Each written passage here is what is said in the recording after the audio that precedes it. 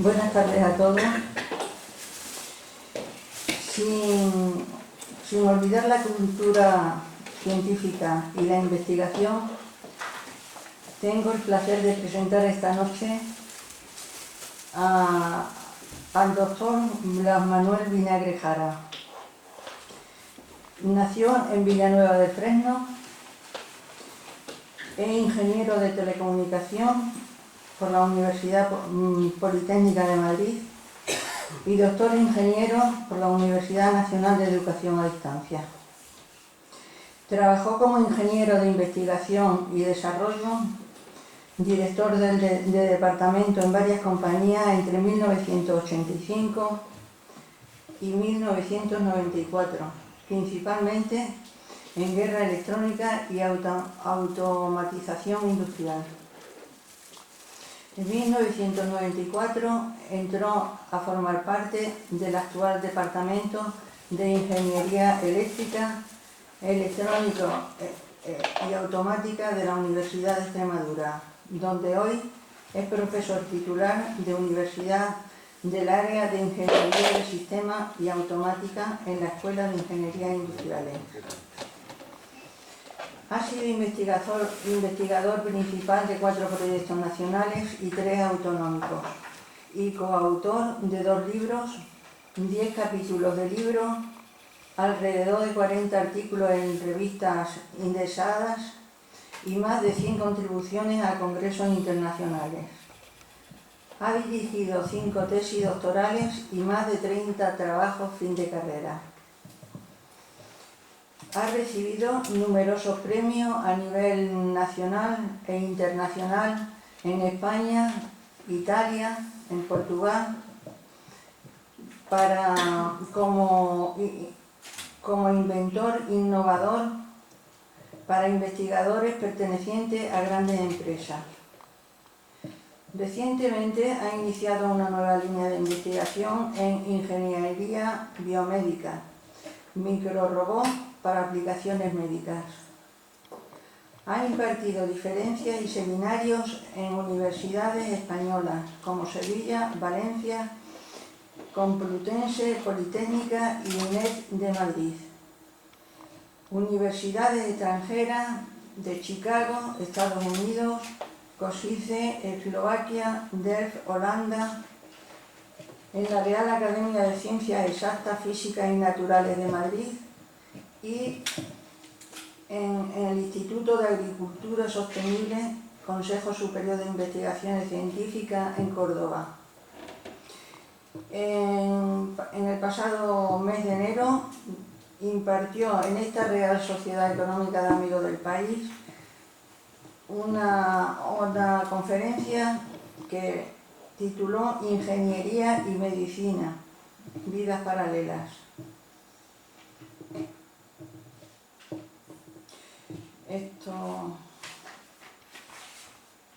Bueno, ya nada más, y cedo la palabra al conferenciante. Blas, cuando quiera. Bueno, pues primero muchas gracias por la presentación y muchas gracias por la invitación. Lamento no haber podido hablar de un tema más acorde con el ciclo que estáis llevando a cabo en esta sociedad, pero creo que el tema es de interés general. Como estamos un auditorio selecto, y además el tema se presta, aunque lo he ilustrado, no tanto a ilustraciones como a palabras, yo me vais a perdonar porque buena parte la voy a leer, sobre todo también para ceñirme al tiempo, no extenderme mucho. Bien, comienzo. Puedo hacerlo sentado, ¿verdad? No os importa. Vale. Dice, ¿no vuela todo encanto con el simple toque de la fría filosofía? Hubo una vez un tremendo arco iris en el cielo. Conocemos su trama, su textura, ha caído en el burdo catálogo de las cosas comunes. La filosofía cortará las alas de un ángel, conquistará todo misterio con reglas y límites, vaciará la magia de magia al aire y de gnomos la vida.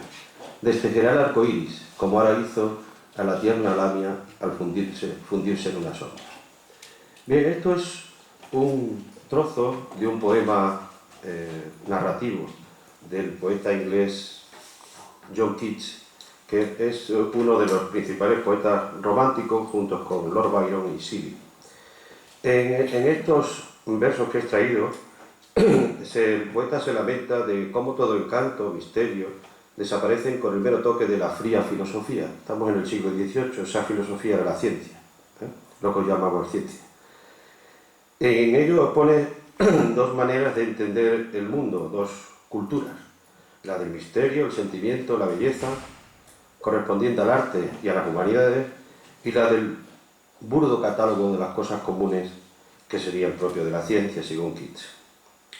Quien le había destejido el arco iris a Keats no era otro que Sir Isaac Newton, que 52 años antes de ese poema había hecho un experimento en la Royal Society, un experimento simple, barato y sin embargo uno de los más aplaudidos, en una habitación oscurecida donde solo a través de un agujerito entraba un rayo de luz solar, con dos prismas que eran cristalitos con los que jugaban los niños en las calles de Londres. Pues lo que hizo fue descomponer la luz blanca en los colores del arco iris y demostrar que eran estos colores los puros y la luz blanca una mera conjunción de ellos. Lamia, la protagonista del poema, toma el aspecto de una hermosa, complaciente y rica mujer para seducir a Menipo, un joven de Corinto, apuesto, inteligente, pero en realidad es una lamia, un coco o monstruo con el que los griegos pues daban miedo a los niños por las noches. Y el portador de la fría filosofía que desenmascara a Lamia justo antes de la boda con Menipo es el filósofo natural, hoy diríamos científico, Apolonio. Hoy lo que pretendo aquí es compartir con vosotros algunas reflexiones sobre este asunto, sobre si en realidad hay dos culturas, o hay razones para que haya dos culturas, y si hay justificación para el lamento de Keats. Bien, ¿hay en realidad dos culturas tan diferentes o solo el desconocimiento mutuo nos hace que parezcan diferentes? Y la segunda pregunta, ¿es la ciencia un aguafiestas? Quiero que entendáis que lo que yo voy a contar aquí, y cito a Montaigne, no es mi doctrina, es mi estudio. Y por eso me gusta más llamar a esto una charla que una conferencia. Bien. Hablemos primero de las dos culturas. El título de mi charla solo se verá al final, porque hablo de metáforas y algoritmos. Bien, en 1959,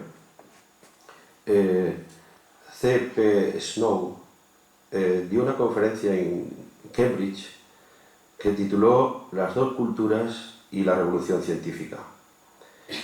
Él hablaba entonces de intelectuales científicos e intelectuales literarios, y su tesis principal era que la sociedad occidental se estaba dividiendo en dos extremos, por una parte los de ciencia y por otra los literarios, y que entre los dos había un abismo de incomprensión que era urgente rellenar. Él escribió que salvar este abismo que se abre entre nuestras culturas es una necesidad en el sentido intelectual más abstracto, así como en el sentido más práctico.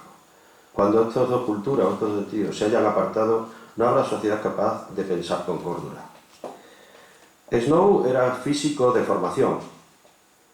Trabajó en el laboratorio Cavendish con Lord Rutherford y novelista de vocación. Y también tenía experiencia como colaborador del gobierno británico en cuestiones tecnológicas después de la Segunda Guerra Mundial. Según él, la diferencia fundamental entre los individuos de ambas culturas era de sensibilidad, de orientación de sus esfuerzos. Hacia el pasado los humanistas, los artistas, y hacia el futuro los científicos. Según él, estamos en 1959, la revolución científica y tecnológica se iba a extender por todo el mundo. Las diferencias entre países y pobres iban a desaparecer forzosamente. Y si Occidente no intervenía racionalmente en ese proceso, sería en su perjuicio. Para ello se necesitaban fundamentalmente dos cosas: capital, para ayudar a los países pobres a levantar el vuelo, y hombres, científicos e ingenieros capacitados, no solo en su aspecto profesional, sino también el humano. Esto, por supuesto, hizo que se reflexionase mucho sobre nuestros programas educativos. Esto sí es de actualidad, ¿verdad? Habría mucho que reflexionar sobre los programas educativos. Snow era un hombre inteligente, era culto y experimentado, pero no había destacado como científico ni como novelista, aunque eran las dos cosas, ni tampoco era un intelectual influyente antes de dar esa conferencia. Y sin embargo, dio en el blanco. No tanto por los postulados o sus argumentos o conclusiones, sino por el tema mismo que escogió. Las reacciones no se hicieron esperar, e incluso aquellos que juzgaron intelectualmente débil el andamiaje que sostenía las tesis de Snow se sintieron obligados a responder, algunos incluso de forma grosera. Del casi inmediato, violento y grosero ataque del crítico literario F.R. Lewis, que preguntaba dos culturas, la importancia de Snow, y realmente es agresivo ese ensayo, ¿no? Hasta pasando por Aldous Huxley, el de Un mundo feliz, el novelista del mundo feliz o Contrapunto, que escribió Literatura y ciencia, o intentos de cerrar ese hueco que había entre las dos, La cultura única de Davenport, o mucho más reciente el libro de Richard Dawkins, un biólogo que se llama y divulgador científico, precisamente Destejiendo el arco iris. Desde entonces el tema no ha dejado de tener muchas y muchas resonancias. Bien, todos recordamos la división académica de ciencias y letras, al menos desde el bachillerato, y todos hemos oído más de una vez decir: yo de eso ni idea, yo soy de ciencias o yo soy de letras, ¿no? Es cierto que desde la conferencia de Snow muchas cosas han cambiado, entre otras el asentamiento de las denominadas ciencias sociales, la economía, la sociología, la historia, ¿no? Y la ramificación del saber en multitud de especialidades. Pero la separación entre estas dos culturas sigue siendo una especie de ruido de fondo. Desde luego, yo no me atrevo a definir lo que es una cultura. Gente mucho más preparada que yo lo ha intentado, ¿eh? Y menos cuando nosotros, los que vivimos en este país, conocemos que hemos tenido ministerios de educación y ciencia, ciencia y tecnología, cultura y bienestar, cultura y deporte, y donde uno se queda en el limbo cuando oye en televisión que a tal evento asistieron personalidades del mundo de la cultura y ve de reojo, por ejemplo, a Ramoncín. Así que voy a intentar ver si la separación entre las dos culturas podemos verla a través de cosas, algunos de los elementos que definen una cultura, no digo que sean todos. Como el asunto de que trata el producto de la actividad misma o el método seguido o el lenguaje empleado. Empecemos por el asunto. Podríamos empezar diciendo que la ciencia investiga, ordena y formaliza las experiencias humanas públicas, mientras que al arte le interesan las experiencias privadas del hombre. O que a la ciencia le interesa el mundo exterior y al arte el interior. O que la ciencia trata de lo objetivo y el arte de lo subjetivo. O que el objeto de la ciencia es la verdad, mientras que el del arte es la belleza. Pero yo creo que nada de esto se sostiene, si lo examinamos un poquito de cerca. Ahí tenemos el Guernica de Picasso. ¿Se podría considerar el Guernica de Picasso una experiencia privada? Yo lo dudo. Yo diría que Picasso indagó, ordenó y dio forma a un público grito contra la barbarie, el horror y la crueldad de la guerra, de cualquier guerra. Además, él mismo le dijo a un periodista que le preguntó: ¿qué cree usted que es un artista? ¿Un imbécil que solo tiene ojos si es pintor? ¿Oídos si es músico? ¿O una lira que ocupa todo su corazón si es un poeta? Bien al contrario, es un ser político, constantemente consciente de los acontecimientos estremecedores, airados o afortunados a los que responde de todas maneras. No, la pintura no se hace para decorar pisos. Por otra parte, se puede decir que la biología, la genética o la neurología actuales solo se interesan por el mundo exterior. El enorme desarrollo de esta ciencia se debe fundamentalmente al interés por el hombre, a la curiosidad y la necesidad de conocer cómo es y cómo funciona por dentro tanto su cuerpo como su mente. Todavía hoy desconocemos mucho sobre el cerebro humano, pero conocemos tanto que estamos en disposición de mejorar no solo la salud del individuo, sino el de la sociedad si aplicamos estos conocimientos, por ejemplo, en programas educativos. Hace 3 semanas estuve en una jornada de ingeniería en Madrid, pero como eran unas jornadas especiales, tuvimos 2 o 3 conferenciantes que no trataban de cosas de ingeniería. Y estuvo un neurólogo, un médico granadino, doctorado en neurología en Oxford, y nos estuvo hablando de cómo se podrían aplicar los conocimientos de la neurología en educación. El ejemplo que nos puso es que a los niños se les intenta enseñar a leer desde los 3 años, más o menos, poquito a poco, hasta que llegan a los 6. Y nos decía que hoy se sabe que el cerebro humano no tiene las estructuras todavía para aprender a leer y a escribir. Y que si en lugar de empezar a los 3, empezara a los 6, en 1 o 2 semanas aprenderían a leer y a escribir. Nosotros eso seguramente no lo hemos comprobado, pero los que tenemos hijos lo hemos comprobado con montar en bicicleta. Si uno quiere enseñar a los niños a montar en bicicleta a los 2 años, lo que tiene que hacer es comprarse un bote de betadine y mucho algodón, porque se va a estar cayendo continuamente. Pero si empieza a los 4 o por ahí, en una tarde, en 20 minutos en un parque, el niño aprende a montar en bicicleta. Bien, por otra parte, en cuanto a la objetividad o subjetividad, se puede sostener que la novela Guerra y Paz de Tolstoy es una gran obra porque trata de lo subjetivo. Yo no lo creo, creo que es una obra maestra porque Tolstoy fue capaz de retratar a un personaje con 3 pinceladas de su aspecto exterior, o de pasar de forma majestuosa de la descripción de una batalla, de un campo de batalla, a la conversación íntima en el lecho de un moribundo, porque supo combinar una visión de la historia, de hecho en la teoría de la historia al final de la novela, con el estudio del individuo. En cuanto a verdad y belleza, ¿alguien puede negar, por hablar de lo más evidente, de la belleza de la matemática? Esto que vemos representado ahí es un gráfico con los números puestos de una serie que se conoce como serie de Fibonacci. La serie de Fibonacci no solo tiene aplicaciones en computación ni teoría de juegos, sino que aparece en configuraciones biológicas como las conchas del Nautilus o la flor de la manzanilla. Pero además ha sido un canon de belleza artística desde la antigüedad griega. Y el cociente de 2 números sucesivos de dicha serie es lo que se conoce desde la antigüedad griega como la proporción áurea o proporción divina.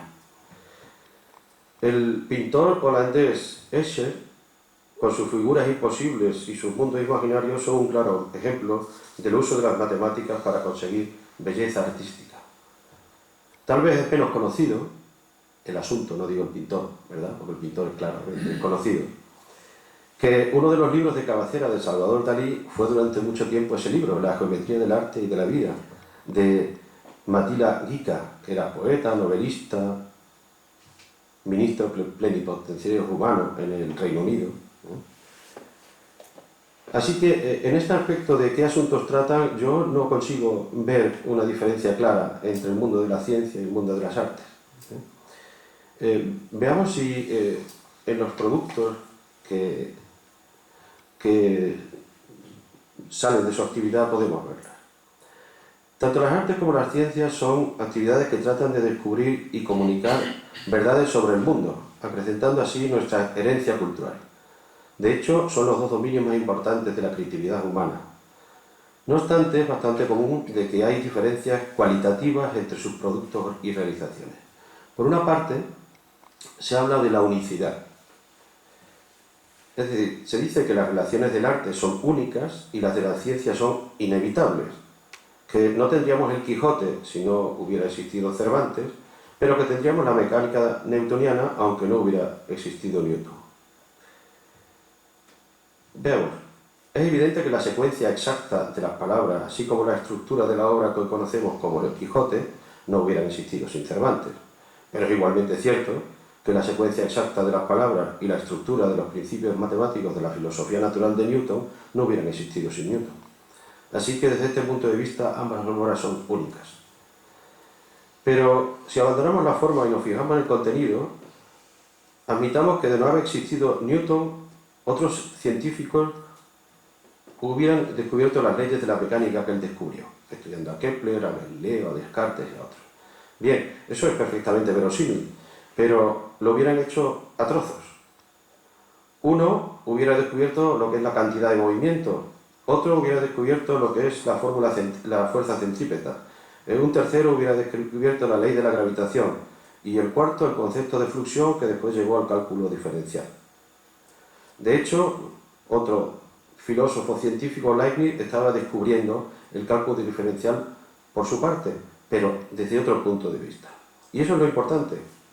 Nadie hubiera hecho la obra de Newton porque nadie salvo él hubiera podido producir esa obra acabada y perfecta. Y nadie salvo él podría haberlo hecho desde su punto de vista. Del mismo modo, sabemos que el Quijote no surgió de la nada, que Cervantes no inventó todas las historias que llenan las páginas de la novela, y tuvo fuentes de inspiración, el Asno de Oro de Apuleyo, o El entremés de romances, una obra anónima, o Tirante el Blanco de Joan Martorell. Desde luego, podrían escritores de menor talento que Cervantes haber aportado a la literatura española y universal lo que Cervantes aportó con una sola obra, El Quijote, pero de nuevo lo hubieran hecho a trozos. Y solo el talento de Cervantes nos lo ha podido dar en su forma acabada. Ambas obras, como toda gran obra de arte o de ciencias, son únicas y son obras de creación, en las que la forma y el contenido son indisociables. Ambas obras acrecentaron el caudal de nuestra cultura con nuevas verdades, pero es la simbiosis entre forma y contenido lo que las hizo así. Y la que hizo esa simbiosis que incluso cambiaran la dirección de ese caudal de nuestra cultura. Ninguna de ellas, ni la de Newton ni la de Cervantes, era inevitable. Y de hecho cambiaron el rumbo de sus respectivas disciplinas riéndose de la propia inevitabilidad. Si no es el carácter de unicidad, de ser único, podrá ser el propósito lo que las diferencie. Aldous Huxley, en ese libro que antes he comentado, Literatura y Ciencia, escribió: un poema, o en general cualquier obra de arte literario, es una invención que, para desatar en el lector impresiones de la misma especie que aquellas que sirvieron de material en bruto para el producto acabado. Puede incluso suceder que las impresiones desatadas en la mente del lector sean de un más elevado orden poético que aquellas a partir de las cuales el escritor se puso a la obra. Me pregunto si hace algo distinto una sinfonía, un cuadro, una ley física o un teorema. Pues, ¿qué hace un científico? Observa, experimenta, recoge datos, los conceptualiza en términos de un lenguaje verbal o matemático y ordena los conceptos en un sistema coherente. Todo ello para transmitir al receptor un modelo en virtud del cual pueda reproducir los datos observables. Al fin y al cabo, impresiones de la misma especie que aquellas que le sirvieron de material en bruto al científico. Y desde luego puede suceder que las impresiones desatadas sean de un orden más elevado o más general. Consideremos dos casos. No os asustéis por lo que voy a poner, no tiene importancia. Yo tampoco lo entiendo. Eso es una formulación del principio de incertidumbre de Heisenberg, que establece la imposibilidad de que determinados pares de magnitudes físicas, como puede ser la posición por un sitio y la masa y la velocidad por otro, por ejemplo, que son complementarias, sean conocidas con una precisión arbitraria. Las consecuencias de este principio, que en esa jerga que está puesta ahí es incomprensible, no solo ha afectado a la física en otros campos en los que no pensaba Heisenberg, sino que ha pasado a otros ámbitos, como una duda o incluso la liberación del denominado determinismo. Bueno, hasta ha dado un nombre a un programa del canal Extremadura, se llama El principio de incertidumbre. El segundo ejemplo que les quiero poner para esto es de matemáticas puras. Los teoremas de incompletitud de Gödel. No importa tampoco. Dice, cualquier teoría aritmética recursiva que sea consistente es incompleta. Bien, no es eso lo importante. Lo importante, para lo que aquí nos atañe, es que una teoría sea consistente quiere decir que no contiene contradicciones. Y que una teoría sea completa supone que o bien una fórmula o su contraria son demostrables dentro de la teoría. Bien, estos teoremas de 1931 han tenido una enorme repercusión no solo en la aritmética, sino también en otros campos, como la ciencia de la computación, la filosofía de las matemáticas, y desde su mismo nacimiento despertaron inquietudes sobre si eran aplicables a otros sistemas formales, como la matemática o la ciencia en su conjunto, a la propia inteligencia humana, a la que Gödel ya contestó, o incluso a la existencia de Dios. Ahí tenéis una demostración de la existencia de Dios aplicando los métodos de Gödel. Bien, aparte de que puedan ser más o menos acertados o divertidos, el asunto de la existencia de Dios es porque si consideramos al universo como un sistema completo, si es consistente, no hay contradicción, al universo como un sistema, si es consistente, por tanto no hay contradicción, no es completo y por tanto no lo podemos probar desde dentro. Y esto lo han escribido algunos filósofos, puesto que la justificación última no puede estar dentro del sistema, tiene que estar fuera del sistema. Y eso que está fuera del sistema, pues es Dios. O sea que, como vemos, las resonancias también de una teoría científica, de una fórmula, de un teorema, pueden ir mucho más allá, como las de un poema, y ser mucho más generales o profundas que las que pretendió el mismo poeta o científico. Bien, parece que en el propósito yo tampoco veo una gran diferencia. Será en el método, en el trabajo cotidiano. Bien, veamos. Voy a citar un trocito, porque es muy divertido, de un artículo que publicó un biólogo también, Stent, Lo único y lo prematuro en el descubrimiento científico, es de 1971 en Scientific American, y trataba sobre todo el descubrimiento del ADN, de la estructura del ADN por Watson y Crick, ¿no? Y decía, la mayor parte de los científicos tienden a imaginarse el acto de creación artística en los términos de Hollywood. Ahí vemos a Cornel Wilde en el papel de Frédéric Chopin, mirado amorosamente por Merle Oberon, sentándose al piano Pleyel para componer sus preludios. Como saben bien los científicos, la ciencia se hace de forma muy distinta. Docenas de ambiciosos investigadores trabajan como esclavos en otros tantos laboratorios, todos ellos tratando de hacer descubrimientos similares, usando más o menos los mismos conocimientos y las mismas técnicas. Unos tienen éxito y otros no. Los artistas, por su parte, tienden a concebir el acto de creación científica de la misma forma. Y retratan a Paul Mooney haciendo de Louis Pasteur, y mientras arde la lámpara, pues se le ocurre coger unas botellas del estante, mezclar su contenido y eureka, descubre la vacuna contra la rabia. Los artistas, a su vez, saben que el arte se hace de una forma muy distinta. Docenas de ambiciosos escritores, pintores y compositores trabajan como esclavos en otros tantos estudios, todos ellos tratando de producir trabajos similares, usando más o menos los mismos conocimientos y las mismas técnicas. Unos tienen éxito y otros no.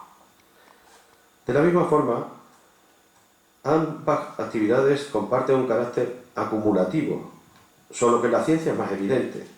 Es claro que Watson y Crick no podían haber descubierto la doble hélice sin el trabajo de sus predecesores en genética desde Mendel, pero es igualmente cierto, aunque tal vez no tan claro, que James Joyce no podría haber escrito Ulises sin haberse escrito antes el Quijote y la novela del siglo XIX.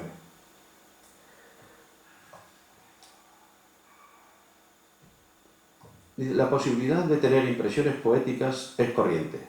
La posibilidad de dar expresión poética a las impresiones poéticas es muy rara. Bien, con la misma probabilidad de acierto, nosotros podemos decir que la posibilidad de hacer observaciones científicas es corriente, pero la posibilidad de dar expresión científica a las observaciones científicas es muy rara. Así que el trabajo es bastante parecido. Bien, relacionado con esto está la idea de si existe progreso o cambio. En ese mismo número de la revista Scientific American, a este artículo de Gunther Stent, escribió una carta el poeta británico Auden, y en él le decía, en la historia del arte, como diferencia, hay cambio pero no progreso. Mozart no supera a Monteverdi en el sentido en que supongo que uno puede decir que el retrato de Copérnico con su universo como centro la Tierra como centro el Sol, supera al Ptolemaico, que era el centro de la Tierra. Bien, a pesar de mi respeto y mi admiración por Auden, al que considero uno de los mejores poetas del siglo XX y un hombre sumamente inteligente, creo que su diagnóstico no es acertado. Por lo que llevo dicho, creo que es evidente que estoy hablando de arte y de ciencia con mayúsculas, y no del trabajo cotidiano de lo que alguien llamó el proletariado intelectual en uno y otro campo, un grupo al que yo pertenezco. Aunque respetable por el esfuerzo que supone, a este trabajo se le podía aplicar, sin ánimo ofensivo, el lapidario comentario que Wolfgang Pauli, el químico físico, hizo de otro físico. Dice, su trabajo no es ni siquiera erróneo. Es decir, es simplemente trivial. Yo estoy hablando de otros tipos de trabajo científico. Un acto creativo, ya sea de un artista o de un científico, es la formulación de una declaración nueva y significativa del mundo, sobre el mundo.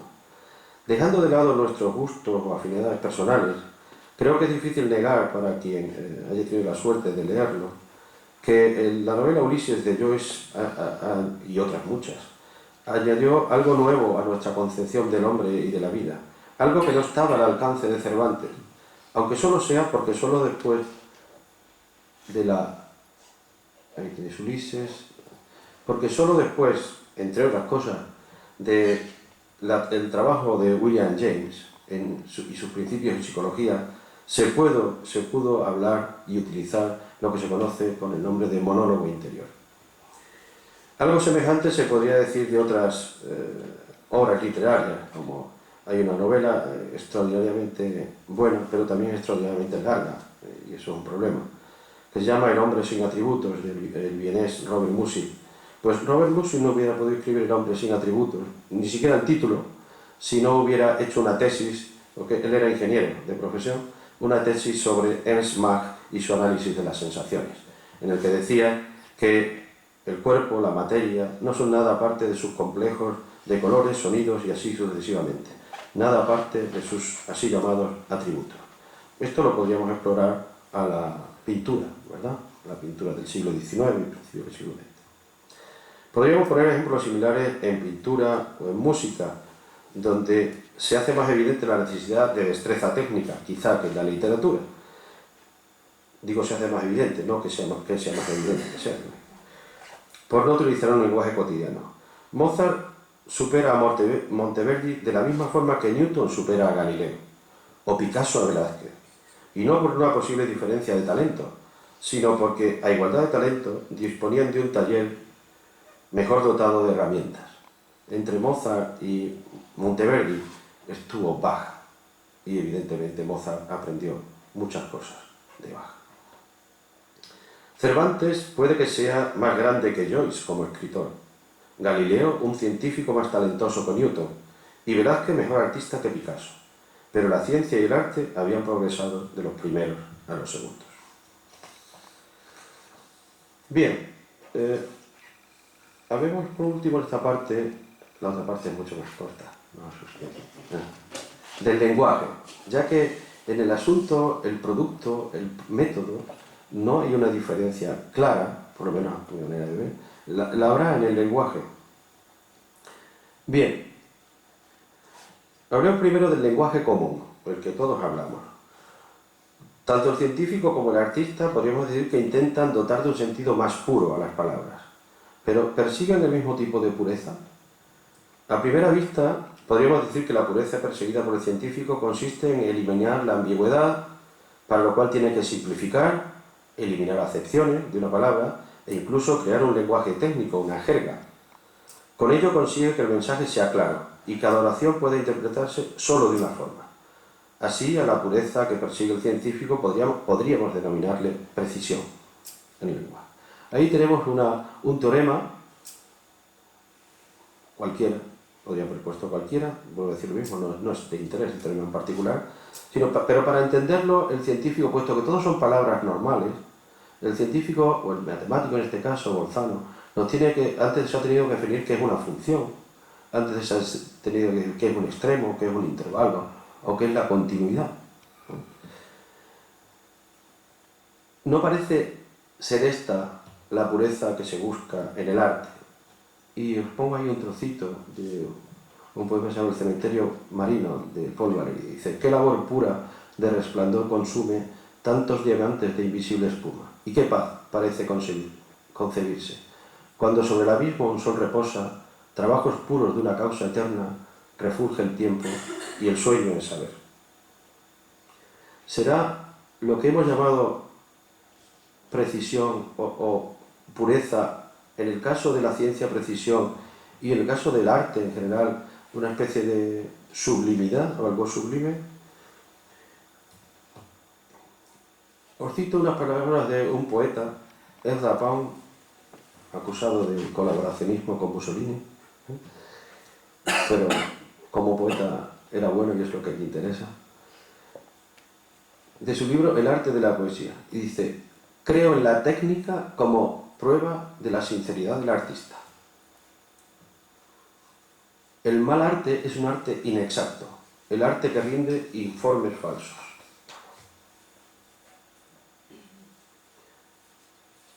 Por buen arte entiendo aquel que ofrece un testimonio auténtico, quiero decir, el arte más preciso. La piedra de toque de un arte es su precisión. El artista debe haber descubierto algo, ya sea de la vida misma o de los medios de expresión. La gran literatura es sencillamente idioma cargado de significado hasta el máximo de sus posibilidades. En ningún momento se habla de lo sublime, se habla de técnica, de precisión, de eficacia, de exactitud. Parece que estuviéramos hablando de ciencia, pero solo lo parece, porque, en mi opinión, es aquí, en el lenguaje, donde se pueden encontrar diferencias. Todos sabemos lo que es el tono y el timbre, ¿eh? Son una de las cualidades del sonido, como la duración o la intensidad, ¿verdad? Nosotros podemos utilizar cualquier instrumento, incluyendo la voz humana, para emitir un sonido que iguale al de otro en intensidad, duración y tono, pero es imposible hacerlo en timbre. La intensidad y la duración no precisan explicación. El tono hace referencia, si pensamos en una guitarra, bueno, no un piano, pero una guitarra, ¿verdad?, en la frecuencia de vibración fundamental de la cuerda, y obviando su altura, si es una cuerda u otra, esta puede ser reproducida por cualquier instrumento.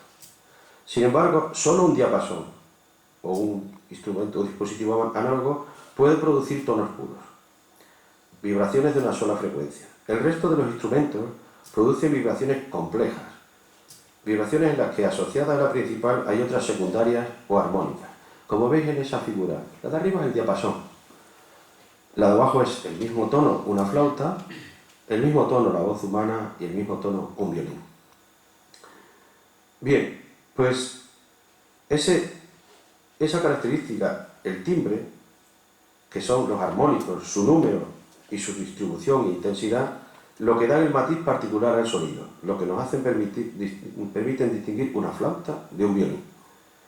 Pues bien, podríamos decir que el lenguaje científico persigue producir tonos puros, sin armónicos, sin matices, mientras que el lenguaje artístico busca justo todo lo contrario.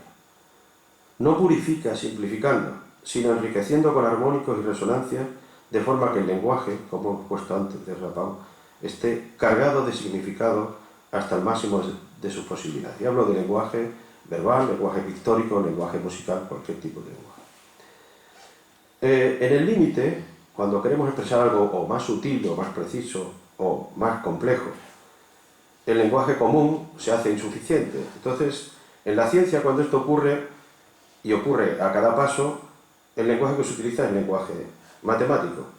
Y claro, cuando esto ocurre, es cuando parece haber una brecha más grande entre los dos mundos, cuando estamos utilizando el lenguaje matemático. Pero permítanme que os ponga unos ejemplos. Bien, eso es fácil de entender, ¿verdad? Es una expresión aritmética, la suma de los mil números, A más B igual a C. Es simple. Claro, es simple si no nos metemos en sutilezas, porque lo primero que no es tan simple es el concepto de número en sí mismo. Pero si vamos a lo que es la suma, es una cuestión simple. Bien, de la misma forma uno cree entender fácilmente estas palabras. Muchos años después, frente al pelotón de fusilamiento, el coronel Aureliano Buendía había de recordar aquella tarde remota en que su padre lo llevó a conocer el hielo. Macondo era entonces un desierto de barro y caña brava. 100 años de soledad de García Márquez. Es perfectamente comprensible. Y lo mismo son perfectamente comprensibles, pues este cuadro de Goya. Uno lo entiende, es figurativo, están bailando, están en el campo, al lado de un río. O, si funciona, o un quinteto de cuerda de Cherubini, de Boccherini. Es fácil de entender, es agradable de escuchar y uno cree entender lo que está escuchando. Ahora, si le exigimos un poquito más el lenguaje, entonces ya vamos a otra cosa. Eso, por ejemplo, es una formulación básica de la segunda ley de Newton, una aplicación de la segunda ley de Newton, donde se dice que al aplicar una fuerza a un sistema, esa fuerza se distribuye entre comunicar una aceleración a la masa, vencer un rozamiento y la fuerza de elasticidad que pueda haber en el sistema. Y para conocerlo, para entender eso, tenemos que conocer qué significan los puntitos sobre las X y qué es una X. Bien, pero nosotros podemos decir con propiedad que esto, que no sea de ciencia, no lo entiende, y que entiende otras cosas como un poema de Góngora, la fábula de Polifemo y Galatea. Si alguno de ustedes lo entiende a la primera o a la quinta, les ruego que me lo explique.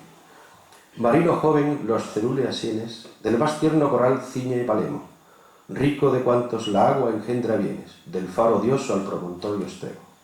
Mas es la gracia igual, si los del Cenes perdonado algo más que Polifemo, de la que aún no lo oyó, y calzada plumas, tantas flores pisó como él espumas. Yo creo que me quedo peor que con la ecuación de Newton.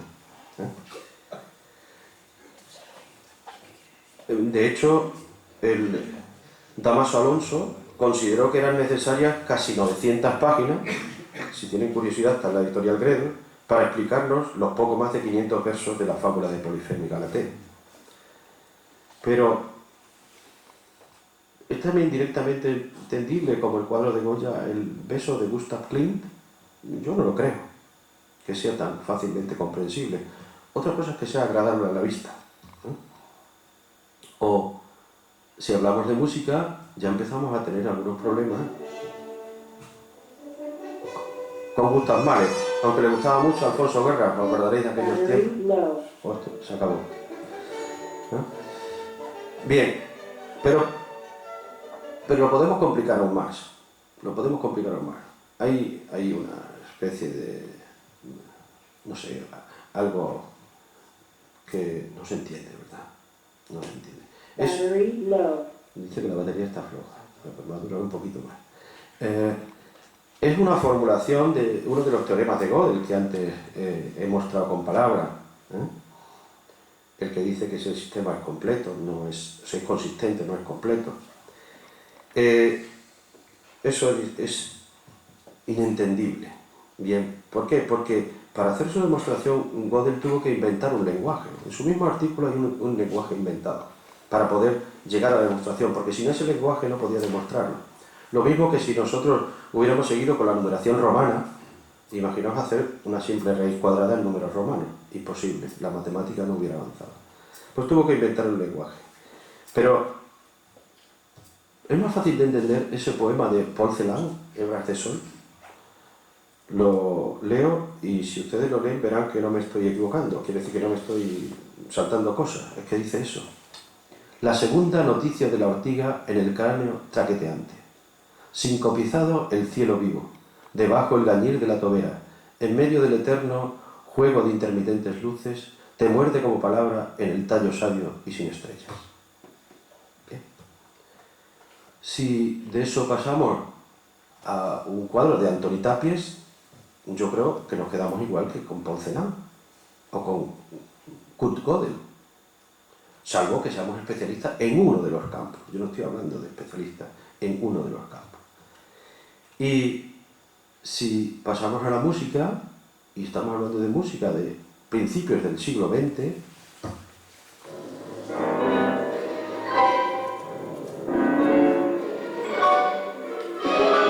Es una suite de Arnold Schoenberg.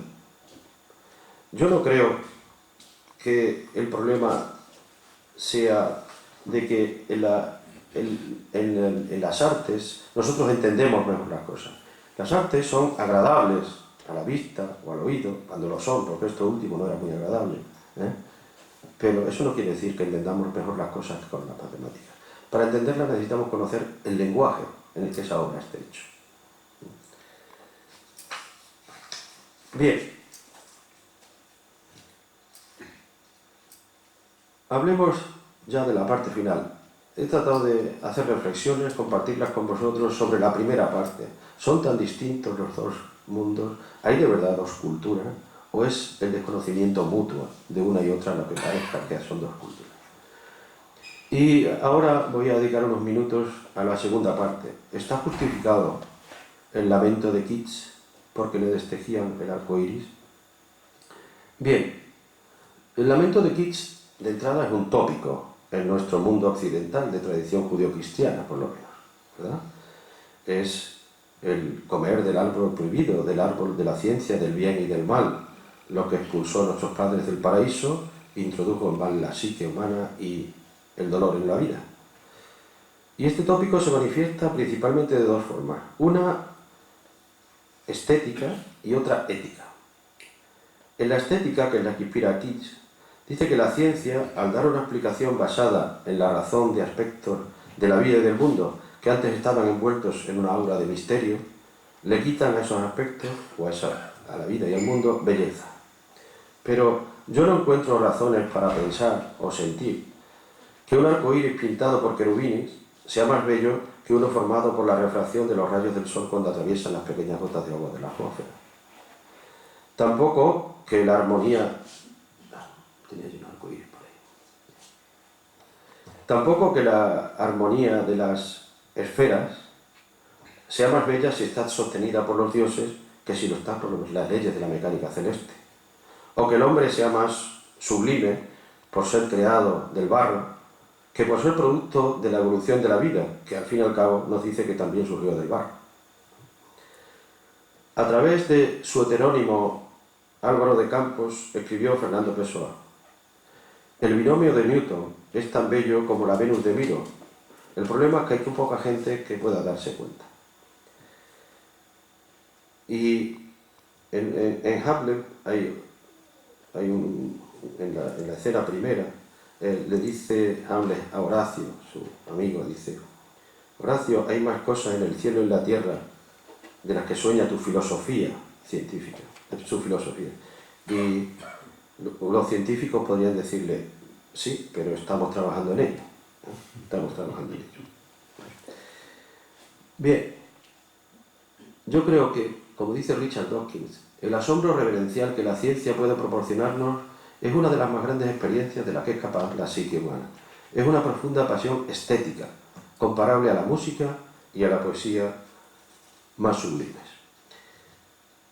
En cuanto a la parte ética o la formulación ética de este lamento, tiene una larga tradición y en nuestra cultura hispánica, desde las coplas a la muerte de su padre, de Jorge Manrique, pues decimos eso de cuán presto se va al parecer, cómo, después de acordado y dádolo, cómo a vuestro parecer cualquiera tiempo pasado fue mejor.